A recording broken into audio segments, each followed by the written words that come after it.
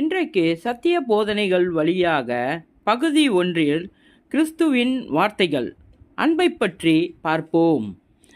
நான் உங்களில் அன்பாய் இருக்கிறது போல நீங்களும் ஒருவரில் ஒருவர் அன்பாய் இருக்க வேண்டும் என்பதே என்னுடைய கற்பனையாய் இருக்கிறது. யோவான் 15வது அதிகாரம் 12வது வசனம்.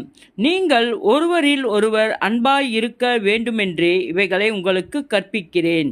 யோவான் 15வது அதிகாரம் 17வது வசனம். நீங்கள் ஒருவரில் ஒருவர் அன்பாய் இருங்கள்.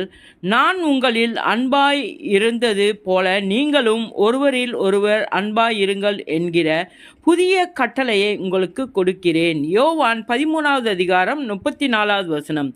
நீங்கள் ஒருவரில் ஒருவர் அன்புள்ளவர்களாய் இருந்தால் அதனால் நீங்கள் என்னுடைய சீஷர்கள் என்று எல்லோரும் அறிந்து கொள்வார்கள்.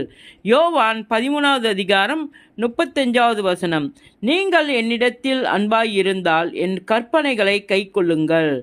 யோவான் 14:15. என் கற்பனைகளை பெற்றுக்கொண்டு அவைகளை கைக்கொள்ளுகிறவனே என்னிடத்தில் அன்பாய் இருக்கிறான்.